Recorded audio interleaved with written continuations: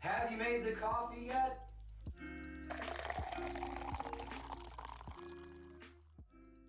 I'll be honest with you, man. I think one of the most interesting things to tackle in regard to individuals that are service oriented, it's not just the individual itself that is affected.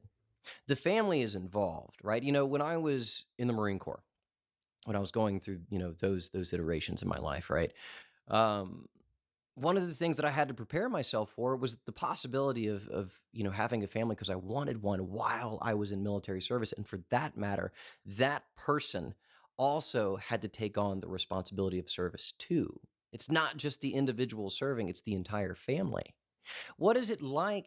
And you just recently had a new kid, man. I mean, what is it like dealing with a family with a job that involves this kind of service? Because I mean, you're working like what, 12, 13-hour job? I think we actually work 24-hour shifts, so it's 24 hours at a time, and then most of us have side jobs somewhere else. So like I work for another department part time, and so I'm gone for 48 hours at a time, 5 days a month on average is what I work extra. But a lot of guys spend 15, 20 years working full 48s, and it takes an absolute toll on the family.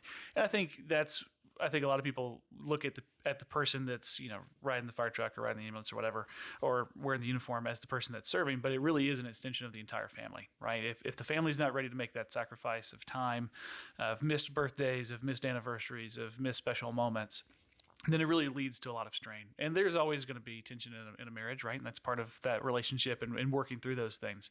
But I do think the service-oriented vocations kind of add to that a lot. And so being united in your direction as a family is critical. Well, it's also foundational, right?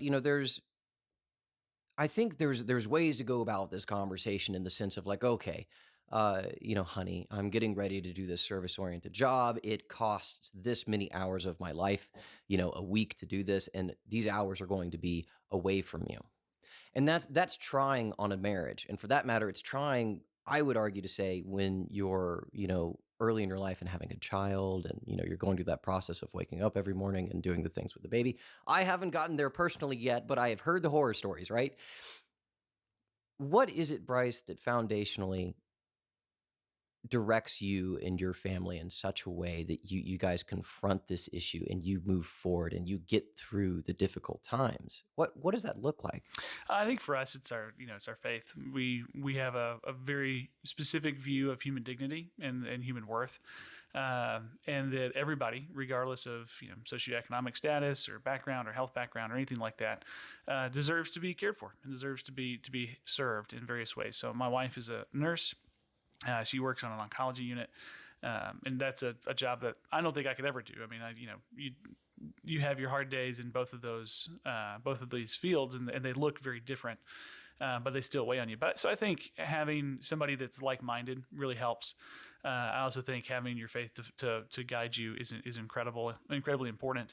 And then I would also say communication is intentional, right? So if we can afford it, and I can not work some extra on my side job, when my wife is saying, "Hey, you've been gone a good bit more than normal. We'd love it if you stayed home a little bit more." Then we can kind of work that out and kind of tailor where we are, which is great that we have that luxury. A lot of families don't, which is, another problem today that we don't have near as much margin economically as we used to. But, a great example of this is I also have the privilege of leading a firefighter fraternity in our area that does consistent hands-on training and continuing education training. And so at the end of this month, we have a class coming up. And so the way it falls, I'll end up working my part-time job and then my full-time job, and then I'll be at that training class, and then I'll be at my full-time job and then my part-time job. But Brooke and I have already talked about that. We know it's coming up. We're prepared for it, and we're in agreement that it's a good thing. So.